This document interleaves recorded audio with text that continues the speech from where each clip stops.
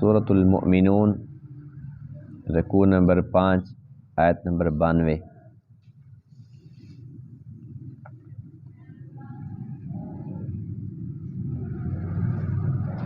اعوذ باللہ من الشیطان الرجیم، بسم اللہ الرحمن الرحیم۔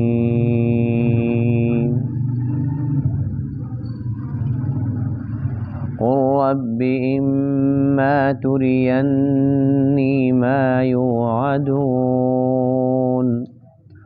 رب فلا تجعلني في القوم الظالمين وإنا على أن نريك ما نعدهم لقادرون ادفع بالتي هي أحسن السيئة نحن أعلم بما يصفون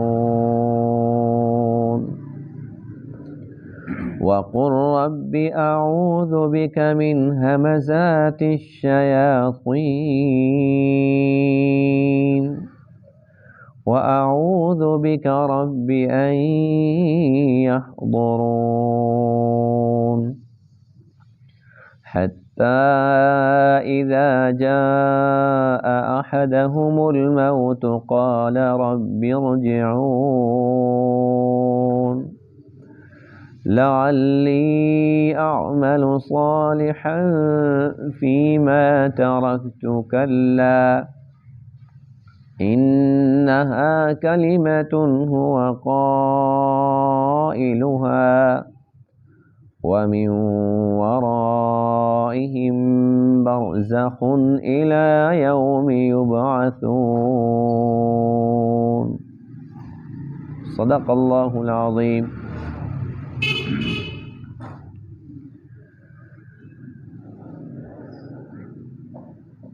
آج کے درس میں آیت کریمہ میں حضور خاتم النبیین علیہ الصلاۃ والسلام کے لیے تسلی کا مضمون ہے۔ جس طریقے سے ہر بندہ ظالموں کے بارے میں یہ سوچتا ہے کہ اس نے اتنا ظلم کر لیا، اللہ اس کو پکڑتا کیوں نہیں ہے۔ اسی طریقے سے حضور علیہ الصلاۃ والسلام بھی جب لوگوں کو سمجھاتے رہے اور بالآخر وہ سمجھنے کی بجائے مزید ظلم کے پہاڑ توڑنے لگے۔ وہی مشرکین مکہ تھے کہ آپ علیہ الصلاۃ والسلام ان کے بھلے کی بات ان کو سمجھا رہے ہیں اور وہ آپ کے قتل کے منصوبے بنا رہے ہیں اور آپ کو ہجرت پر مجبور کر رہے ہیں۔ پھر آپ نے اپنا وطن مبارک بھی چھوڑ دیا، ہجرت فرمائی، جب مدینہ طیبہ پہنچے وہاں بھی چین سے بیٹھنے نہیں دیا۔ وہاں پھر غزوہ بدر ہوا، پھر غزوہ احد ہوا، پھر غزوہ احزاب ہوا، یعنی کہ پوری زندگی ان کا مشن یہی رہا کہ ہم نے ان کو تنگ کرنا ہے، ان کا نام و نشان مٹانا ہے۔ تو آپ علیہ الصلاۃ والسلام بھی کبھی کبھی یہ سوچتے تھے کہ اللہ تعالیٰ ان کو پکڑتا کیوں نہیں ہے۔ تو اللہ تعالیٰ نے ان آیات کریمہ کے اندر اپنے محبوب علیہ السلام کو تسلی دی ہے کہ اے محبوب ہم ان کو پکڑ سکتے ہیں، ہم اس پر قادر ہیں، اور آپ کی مراد یہ ہے کہ آپ کی آنکھوں کے سامنے ان پر عذاب آ جائے تو ہم یہ بھی کر سکتے ہیں، لیکن بات یہ ہے کہ آپ ان کی برائیوں کا جواب اچھائیوں سے دیں۔ یہ ان کا کام ہے، آپ اپنا کام جاری رکھیں۔ تبلیغ کا بہت ہی پیارا، بہت ہی بڑا رہنما اصول کہ جو جتنا بھی سختی سے پیش آئے اس سے اتنا زیادہ نرمی سے پیش آؤ، جو جتنا زیادہ برا سلوک کرے اتنا ہی بلکہ اس سے بڑھ کر اس کے ساتھ اچھا سلوک کرو۔ ایک حد ہوتی ہے، انسان جتنا بھی سخت مزاج ہو، جتنا بھی برائی سے پیش آنے والا ہو، پھر بالآخر وہ وقت آ جاتا ہے، انسان سوچنے پر مجبور ہو جاتا ہے کہ بھئی عجیب بات ہے کہ میں گالیاں بکتا ہوں، گالیوں پہ گالیاں دیے جا رہا ہوں، اور میں اتنا برا سلوک کر رہا ہوں، اور آگے سے پھر مٹھاس، پھر اتنا میٹھا لہجہ، اتنا دھیما لہجہ، اور پھر میری خیر خواہی کی باتیں۔ تو بالآخر انسان سوچنے پہ مجبور ہو جاتا ہے کہ میں غلط ہوں اور یہ ٹھیک ہے۔ پھر اس معاملے کے اندر جب کوئی کسی کو تبلیغ کرتا ہے تو اس میں اکثر ایسا ہوتا ہے کہ شیطان بیچ میں گھس جاتا ہے، اور شیطان کیا کرتا ہے، وہ اس ایک عام سی بات ہوتی ہے لیکن اس عام سی بات کو بحث کا رنگ دے دیتا ہے۔ تم بڑے تبلیغی بنے پھر رہے ہو، تمہارے ہاں تو یوں ہے، تم ایسے کہتے ہو، تمہارا اپنا بھائی یوں ہے، یعنی کہ کسی بات پہ شروع ہو جائیں گے۔ شیطان کا کام کیا ہے؟ نیکی کے کام کے اندر رکاوٹ ڈالنا، روڑے اٹکانا۔ تو اللہ تعالیٰ نے ان آیت کریمہ کے اندر اپنے محبوب علیہ السلام کو ارشاد فرمایا کہ آپ اللہ تعالیٰ سے دعائیں کرتے رہیں کہ جب میں یہ کام کروں، میں تبلیغ کروں، اللہ کا پیغام لوگوں تک پہنچاؤں، تو میرا رویہ نرم رہے، بیچ میں شیطان کی چھیڑ چھاڑ نہ ہو، میں اس سے محفوظ رہوں۔ پھر ایسا ہی ہوگا نا کہ جب وہ ایک بات بحث کا رنگ اختیار کرے گی، اس بحث کے اندر پھر وہ نرم مزاجی ختم ہو جائے گی، نرم رویہ ختم ہو جائے گا، ادھر سے بھی سختی ہو جائے گی، اور جو مقصد تھا وہ مقصد فوت ہو جائے گا، اور نہ وہ سننے کے لیے تیار، نہ سنانے والا سنانے کے لیے تیار۔ یہی تو شیطان چاہتا تھا۔ تو اللہ تعالیٰ نے اپنے محبوب علیہ السلام کو جب یہ ارشاد فرمایا تو اس سے یہ بات ہمیں سمجھ آئی کہ جب اللہ کے نبی کو اللہ نے پابند کر دیا، پھر ہم کیا چیز ہیں؟ ہم تو جب کسی کو نماز کی بات کریں گے تو وہ آگے سے وہ ہمارے کردار پہ حملہ کرے گا، وہ کبھی ہمارے بھائی پہ حملہ کرے گا، کبھی ہمارے دادا پہ چلا جائے گا، کبھی پردادا پہ چلے جائے گا۔ تو بات یہ ہے کہ یہ باتیں تو سننی پڑیں گی۔ کیوں؟ اس لیے کہ اللہ کا حکم یہی ہے کہ جو برا سلوک کرے آپ اچھا سلوک کریں، وہ جتنا سخت مزاج بنے آپ اتنا نرم مزاج بنے۔ اور شیطان کے بارے میں پہلے اللہ تعالیٰ نے خبردار فرما دیا کہ بیچ میں گھسے گا، جب وہ بات لمبی ہو جائے اور بات جھگڑے کی نوبت تک آ جائے اور بات تفرقہ بازی تک آ جائے، وہی تم تو گستاخ ہو، جیسے آج کل کا ماحول ہے، وہ تم تو مشرک ہو جی، تم گستاخ ہو جی، تم بدعتی ہو جی، تم بڑے سنت والے ہو جی، ایک دوسرے کے ساتھ جب شروع ہو جاؤ تو سمجھ جاؤ کہ شیطان آ گیا، اس نے اپنا وار کر دیا۔ تو اللہ کے نبی جب اللہ تعالیٰ سے دعا مانگنے کے پابند ہیں تو ہم پابند ہیں کہ نہیں ہیں؟ اور جب ایسا ماحول بنے تو پھر فوراً اعوذ باللہ من الشیطان الرجیم ہمیں پڑھنی چاہیے، لا حول ولا قوت الا باللہ کا ورد کرنا چاہیے کہ بھی شیطان سے ہم بچ جائیں، ہم آئے کس کام کے لیے تھے اور کر کیا رہے۔ ہم محلے کے اندر اگر کسی کے ساتھ اگر ہم دین کی بات کر رہے ہیں اور اس کے ساتھ ہماری منہ ماری ہو جائے، پھر زندگی بھر ہم اس کو دوبارہ بات کریں گے اس کے ساتھ؟ کبھی ہماری بات سنے گا؟ تو اس لیے ایسا ماحول پیدا ہی نہ ہو، ہم اپنے دشمن کو سمجھنے کی کوشش کریں کہ وہ بیچ میں گھسے گا، اور جب اس کے اثرات نظر آنا شروع ہو جائیں راستہ بدل لو اور بات کو مختصر کر دو، اور جتنا بھی اگلا بندہ غصہ کرے اپنے غصے کو پی جاؤ۔ یہ ہے آج کے درس کے اندر ہدایات، جو اللہ اپنے نبی کو ہدایت دے رہا ہے، تو کیا ہم اس کے پابند ہیں کہ نہیں ہیں؟ جب اللہ کے نبی والا کام کریں گے تو ہم زیادہ پابند ہیں، اس لیے کہ ہم تو کمزور ہیں، ہم تو گناہگار ہیں۔ اللہ کے نبی تو نبیوں کے نبی ہیں، اب تو معصوم عن الخطا ہیں۔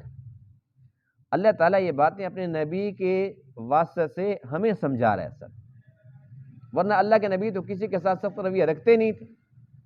یہ اللہ کے نبی کو جو حکم ہے حقیقتاً امت کو سمجھانا مقصد ہے۔ پھر اللہ فرماتے ہیں کہ یہ جو لوگ آج مخالفت کر رہے ہیں، ہر ایک بندے پر پھر وہ وقت آتا ہے جب اس کو موت کے فرشتے نظر آ جاتے ہیں۔ آج یہ میرے نبی کی بات ٹھکرا رہے ہیں، لیکن وہ وقت آئے گا جب موت کو آنکھوں سے دیکھیں گے، تب یہ اللہ کی طرح متوجہ ہوں گے اور کہیں گے اللہ مہلت دے دے۔ اللہ فرماتا ہے کہ پھر مہلت نہیں ملے گی۔ یہ کہتے ہیں بس ہمیں پھر دوبارہ دنیا میں لوٹا، ہم نے موت دے دی، پھر کہتے ہیں پھر ایک بار ہمیں موقع دے۔ اللہ فرماتے ہیں یہ ان کی بات ہے، بس صرف بات ہی ہے، یہ ناممکنات میں سے ہے۔ اب یہ عالم برزخ میں چلے گئے ہیں اور قیامت والے دن پھر دوبارہ اٹھیں گے، اس سے پہلے دنیا کے اندر واپس نہیں آ سکتے۔ اللہ تعالیٰ کا قانون اور ضابطہ یہی ہے۔ تو اس لیے ہر بندے نے موت کو دیکھ کر تو مرنا ہی ہے، خوش نصیب وہ ہے جو پہلے مان جاتا ہے۔ اس لیے کہ توبہ کا دروازہ تب بند ہو جاتا ہے جب موت کے فرشتے نظر آتے ہیں، پھر انسان اگر ایمان لانا بھی چاہے تو معتبر نہیں ہے، توبہ کرنا بھی چاہے تو توبہ معتبر نہیں ہے۔ لیکن آج وقت ہے، اس وقت کو جس نے غنیمت جان لیا تو وہ نفع میں رہا۔ قل، آپ کہہ دیجئے، ربی، اے میرے رب، اما ترینی ما یوعدون، اگر آپ دکھا دیں مجھے وہ چیز جس کا ان سے وعدہ کیا جاتا ہے، یعنی اللہ کے عذاب کا جو اللہ تعالیٰ کا وعدہ تھا نا کہ اگر میرے نبی کی بات نہیں مانیں گے تو ان کے اوپر عذاب آ جائے گا۔ ربی، اے میرے رب، فلا تجعلنی فی القوم الظالمین، پس مجھے نہ کرنا ظالم قوم میں، یعنی کہ جب وہ عذاب جس کا یہ مطالبہ کہ اللہ مجھے دکھا دے، اگر وہ عذاب آ جائے تو مجھے ان کے ساتھ نہ کرنا، مجھے ان سے الگ کر دینا۔ وَإِنَّا عَلَىٰ أَن نُرِيَكَ مَا نَعِدُهُمْ لَقَادِرُونَ، اور بے شک ہم آپ کو دکھانے پر وہ چیز جس کا ہم ان سے وعدہ کرتے ہیں، لقادرون، قدرت رکھنے والے ہیں، ہم قادر ہیں، آپ کو سب کچھ دکھا سکتے ہیں۔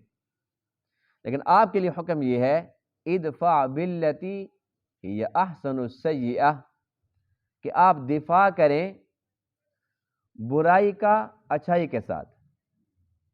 یہ برا سلوک کریں، آپ نے اچھا سلوک فرمانا ہے۔ نحن اعلم، ہم جانتے ہیں، بما یصفون، ان باتوں کو جو یہ بیان کرتے ہیں۔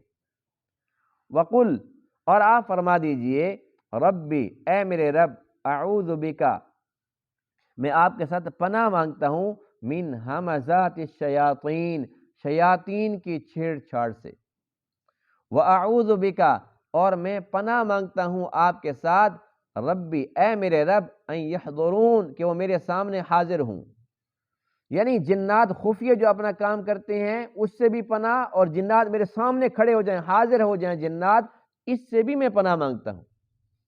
اللہ کے نبی نے پناہ مانگی ہے کہ جنات میرے سامنے نہ آئیں۔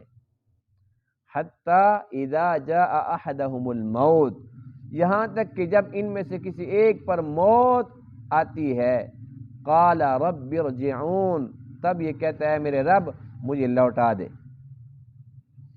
لعلی اعمل صالحا، تاکہ میں نیک عمل کروں، فیما ترکت، ان میں جو میں نے چھوڑا ہے، یعنی دنیا کے اندر میں نے ایمان چھوڑ دیا، دنیا کے اندر میں نے مال چھوڑ دیا، مجھے پھر دوبارہ دنیا کے اندر بھیج، اعمل صالحا، تاکہ میں نیک عمل کروں۔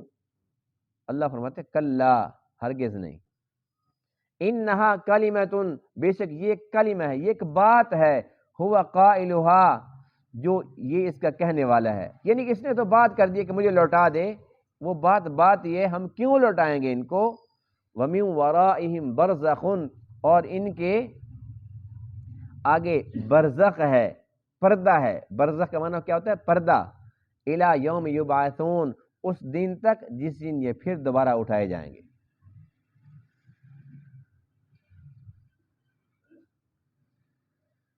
حضور علیہ السلام نے اللہ کا پیغام لوگوں تک اپنی مرضی کے ساتھ نہیں پہنچایا، اللہ کی مرضی کے ساتھ پہنچایا، جو اللہ نے حکم ارشاد فرمایا اس طریقے کے مطابق پیغام پہنچایا۔ اب اللہ کو بھی پتہ تھا، اللہ کے محبوب کو بھی پتہ تھا کہ یہ لوگ آگے کیسا رویہ پیش کر رہے ہیں، کتنے سخت مزاج بنے ہوئے ہیں، کتنے پتھر دل بنے ہوئے ہیں، ان کے اندر رحم کا مادہ نظر ہی نہیں آ رہا، یعنی کہ اللہ کے محبوب پر پتھر تک تو برسا دیے، گھر سے بے گھر تو کر دیا، پھر جہاں آپ بے گھر ہو کر کے اللہ نے وہاں نیا گھر دے دیا، نیا علاقہ دے دیا، مدینہ پاک دے دیا، وہاں بھی چین سے نہیں بیٹھنے دیا۔ اللہ کو سب کچھ پتہ تھا، لیکن اللہ پھر بھی فرماتے ہیں ادفع باللتی ہی احسن السیئہ، اے محبوب آپ نے برائی کا جواب برائی سے نہیں دینا بلکہ اچھائی سے دینا ہے۔ یہی وجہ ہے کہ حضور علیہ السلام نے پتھر مارنے والوں کو، پتھر برسانے والوں کو بد دعا نہیں دی، دعا دی ہے۔ اب یہ برائی کا جواب اچھائی سے ہے یا نہیں ہے؟ غزوہ احد کے اندر بھی جس نے پتھر مارا آپ نے پھر دعا دی، یعنی کہ جس نے جو تکلیف پہنچائی آپ نے بد دعا نہیں فرمائی، پھر دعا فرمائی، اور ہمیشہ اپنے دشمنوں کے ساتھ اچھا برتاؤ کیا، اچھا سلوک کیا، اتنا حسن سلوک کیا کہ بالآخر وہ وقت آیا جب دشمن دوست بن گئے۔ یہی اللہ تعالیٰ کی چاہت تھی۔ اب کہاں 13 سالہ مکی زندگی جس میں یہ مشکلات ہیں کہ ایک شخص آ کر کہتا ہے یا رسول اللہ صلی اللہ علیہ وسلم میں مسلمان ہو گیا، میں نے کلمہ پڑھ لیا، تو اللہ کے نبی فرماتے ہیں کہ اس بات کو دل میں چھپا کے رکھو، اب اس کے اظہار نہ کرنا، اس لیے کہ یہ وہ وقت تھا جب بلال حبشی کے اوپر ظلم ہو رہا تھا۔ تو آپ نے فرمایا کہ ایسا نہ ہو کہ وہ تو برداشت کر رہا ہے، ایسا نہ ہو کہ یہ بیچارہ برداشت نہ کر سکے اور پھر اسلام چھوڑ بیٹھے، مرتد ہو جائے۔ اتنی تکالیف تھی کہ اذان چھپ کر، نماز چھپ کر، اللہ کی عبادت چھپ کے ہو رہی تھی۔ اور پھر جب آپ ہجرت کر کے تشریف لے گئے، غزوہ بدر میں کتنے ہیں؟ 313۔ پھر غزوہ احد میں کتنے ہیں؟ تقریباً 1000 کے قریب، یعنی کہ تعداد بڑھ رہی تھی لیکن ایسا ایسا بڑھ رہی تھی۔ حضور علیہ السلام نے ہمیشہ برائی کا جواب اچھائی سے دیا، اور دشمنوں کے ساتھ اتنا بہترین سلوک فرمایا، اتنا بہترین، یعنی یہ دیکھ لیں کہ 8 ہجری کے اندر مکہ فتح ہو رہا ہے، اور 13 سال ہجرت سے پہلے کے 13 اور 8 کتنے ہو گئے جی؟ 21 سال تک ابو سفیان نے اللہ کے نبی کے ساتھ جنگ لڑی ہے کہ نہیں لڑی؟ 21 سال تک جنگ لڑی ہے، اور حضور علیہ السلام نے جب مکہ فتح ہوا یہ ارشاد فرمایا کہ جو ابو سفیان کے گھر میں بھی داخل ہو جائے اس کے لیے پناہ ہے۔ ابو سفیان کے لیے تو پناہ ہے ہی، جو اس کے گھر میں داخل ہو گئے اس کے لیے بھی پناہ ہے۔ اور جب آپ ہجرت کے لیے جانا چاہ رہے تھے، اس سے ایک دن قبل آپ نے جس کے پاس خانہ کعبہ کی چابی اس کو بلایا کہ بھئی صرف یہ چابی دے دو اور میں نے 2 رکعت نماز اندر پڑھنی ہے خانہ کعبہ کی۔ اس نے کہا کہ اجازت نہیں ہے، جاؤ۔ اچھا سلوک تھا کہ برا تھا جی؟ برا تھا، لیکن جب مکہ فتح ہوا آپ علیہ السلام نے اس کو طلب فرمایا ادھر آؤ، چابی لے آؤ۔ اب اس کے ہاتھ کانپ رہے تھے، چابی تو میں پیش کر دوں، پتہ نہیں میرے ساتھ کیا حشر ہوگا، میرے سے پتہ نہیں کیا سلوک کریں گے۔ آپ نے چابی لی اور پھر خانہ کعبہ کھولا، پھر آپ اندر داخل ہوئے، پھر آپ نے نماز ادا فرمائی، پھر جب باہر نکلے فرمایا کہ آج میں تجھے نہیں تیرے پورے خاندان کو قیامت تک کے لیے چابی دے رہا ہوں۔ اور شیبی خاندان آج بھی اس کے پاس چابی، بادشاہ بھی اگر اندر جانا چاہتا ہے تو شیبی خاندان کو بلاتے جی مہربانی کر کے آ جاؤ، تالا کھول دو، ہم نے اندر جانا ہے۔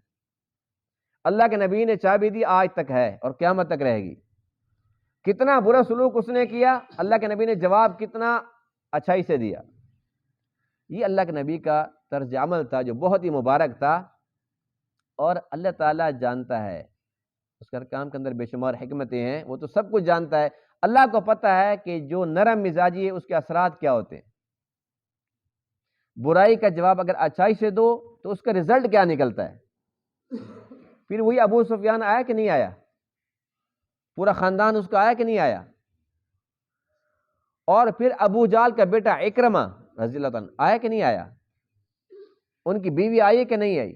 یعنی کہ بڑے بڑے جو سردار تھے، جو زندہ تھے وہ بھی آئے، جو مر چکے تھے ان کی اولادیں آئی، لیکن بالآخر سارے کے سارے آئے، اسلام قبول کیا۔ اور پھر حضور علیہ السلام کو وہ مشرک جو کہا کرتے تھے کہ نہیں آنا یہاں پر، اب حدیبیہ کے اوپر رکے رہے، مذاکرات ہوتے رہے، معاہدہ ہوا کہ اس سال آپ خانہ کعبہ نہیں آ سکتے، آپ طواف نہیں کر سکتے، لیکن اللہ کے نبی کی مبارک زندگی کے اندر اللہ تعالیٰ نے یہ منظر دکھایا کہ اللہ کے نبی نے ابو بکر صدیق کو بھیجا کہ جاؤ اور آپ امیر حج ہو، اور فرمایا کہ علی کو تم پیچھے جاؤ اور جا کر اعلان کرو کہ اگلے سال کوئی مشرک اللہ کے گھر نہیں آئے گا۔ جو مشرک اللہ کے نبی کو روک رہے تھے کہ آپ طواف نہیں کر سکتے، اللہ کے نبی کو اللہ نے دنیا کے اندر دکھایا۔ آج اللہ کے نبی کی طرف سے اعلان ہو رہا تھا کہ مشرکین نکل جاؤ یہاں سے، کسی مشرک کے لیے اجازت نہیں ہے کہ وہ اللہ کے گھر میں آئے اور وہ طواف کرے، پابندی لگ گئی۔ اور پھر اللہ تعالیٰ نے یہ منظر دکھایا کہ آپ علیہ السلام کی حیات طیبہ کے اندر جتنے بھی بڑے بڑے سردار تھے، 70 تو غزوہ بدر کے اندر ہی قتل کر دیے گئے۔ سب سے بڑی ذلت مشرکین کے لیے یہ تھی۔ پھر ہر جنگ کے اندر ان کا نقصان ہوتا رہا، ہر جنگ کے اندر ان کا نقصان ہوتا رہا، اور وہ مسلمان جو پیٹ پر پتھر باندھ کے خندقیں کھود رہے تھے، اور حضور علیہ السلام نے 2 پتھر باندھے ہوئے تھے پیٹ پہ، اور آپ خود کدال مار رہے تھے، خود آپ خندق کھود رہے تھے۔ پھر جب خیبر فتح ہوا، پھر اتنا فراوانی تھی کہ پڑا ہوا تو کوئی لینے والا نہیں ہے۔ یعنی اللہ نے رزلٹ دکھایا کہ جب برائی کا جواب اچھائی سے دیا جائے تو اس کا رزلٹ کیا ہوتا ہے، کتنا دیر پا ہوتا ہے۔ اور حضور علیہ السلام کی حیات طیبہ کے اندر جزیرۃ العرب سے یہود و نصارہ کو نکال دیا گیا تھا اور مشرکین کا صفایا کر دیا گیا تھا۔ اور پھر جب خلفائے راشدین کا دور آتا ہے تو آدھی دنیا پر اسلام کا جھنڈا تھا، آدھی دنیا پر، اور باقی جو آدھی دنیا تھی جہاں پر باقی سارا کا سارا کفر تھا، جس کے اندر یہودی بھی تھے، اس میں عیسائی بھی تھے، اس میں ہندو بھی تھے، جو بھی تھے، لیکن کسی کافر کو مسلمان کی طرف میلی آنکھ سے دیکھنے کی جرت نہیں تھی۔ تو یہ سارا کا سارا نقشہ کیسے بنا؟ یہ اللہ تعالیٰ کی طرف سے جو تعلیمات تھی، جو طریقہ کار بتایا گیا تھا، آقا علیہ السلام نے اسی طریقے سے تبلیغ فرمائی ہے۔ اور اس تبلیغ کے طریقہ کار کے اندر کہ جب بھی اللہ کی بات ہو رہی ہوتی ہے تو بیچ میں شیطان آ ٹپکتا ہے، اللہ تعالیٰ تو سب کچھ دیکھ رہا ہوتا ہے، تو اللہ تعالیٰ نے اپنے نبی علیہ السلام کو یہ دعائیں سکھائی ہیں، وَقُلْ رَبِّ أَعُوذُ بِكَ مِنْ ہَمَزَاتِ الشَّيَاطِينِ، کہ آپ اس وقت یہ دعا کیا کریں کہ اللہ شیاطین کے چھیڑ چھاڑ سے مجھے بچا۔ یہ رخنہ ڈالتے ہیں، کوشش کرتے ہیں، بیچ کے اندر روڑے اٹکاتے ہیں، حق بات کوئی سنے نہیں۔ جیسا کہ مشرکین کے بارے میں اللہ کا قرآن کہتا ہے، وہ کہتے تھے لا تسمعوا لهذا القرآن والغوا فيه لعلكم تغلبون، شور کرو، قرآن سننا نہیں ہے، اور کانوں کے اندر انگلیاں دے دیتے تھے، شور کرتے تھے، ہماری آواز بلند رہے، قرآن کی آواز ہمارے کانوں کے اندر نہ جائے، کہتے تھے یہ جادو ہے، کان میں چلا گیا تو اس کا اثر دل پہ ہو جائے گا۔ تو یہ کام کون کراتا تھا؟ شیطان کراتا تھا۔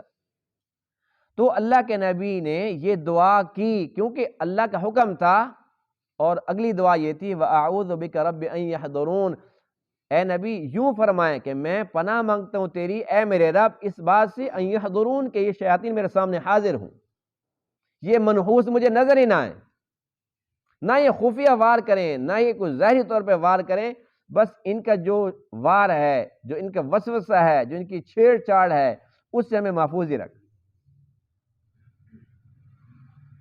تو اس لیے یہ جتنے بھی پیارے پیارے اصول ہیں، ان کے مطابق جب بھی تبلیغ کی جائے گی، جس دور کے اندر کی جائے گی، جتنے بڑے سے بڑے نافرمان کو کی جائے گی، اس کا رزلٹ نکلے گا۔ اور آگے سے کوئی بندہ اگر گالیاں دیتا ہے، کوئی بندہ دکھ پہنچاتا ہے، تکلیف پہنچاتا ہے، تو ہم فوراً اللہ کے نبی کے دور کی طرف متوجہ ہو جائیں کہ میری اوقات کیا ہے، اس سے زیادہ سخت باتیں تو میرے محبوب کے ساتھ ہوئی، اس سے زیادہ تکالیف، زیادہ مصیبتیں تو میرے نبی کو پہنچی ہیں۔ لوگوں نے کون کون سا دکھ نہیں پہنچایا۔ آج اگر مجھے تکلیف پہنچ رہی ہے اور میں اس پہ صبر کر رہا ہوں تو میں تو اپنے نبی کی سنت پہ عمل کر رہا ہوں۔ جب یہ جذبہ ہوگا تو پھر انشاءاللہ خیر ہی پھیلے گی، پھر اس کا رزلٹ بھی نظر آئے گا کہ نہیں آئے گا۔ اور سب سے بڑی بات یہ ہے کہ جب ایک انسان حق بات کرتا ہے اور حق طریقے سے کرتا ہے، دو باتیں یاد رکھیں، ایک حق بات ہو، دوسرا حق طریقہ ہو. یعنی کہ ہم نے کسی کو کہنا کہ بھئی نماز پڑھو، ہم اس کو ڈانٹ کے کہتے ہیں چلے نماز پڑھ، بات تو حق ہے لیکن طریقہ حق نہیں ہے. بات بھی حق ہو، پھر طریقہ بھی حق ہو، اور تیسری شرط یہ کہ دل سے کی جائے، نمائش مقصود نہ ہو، دل سے بات کی جائے.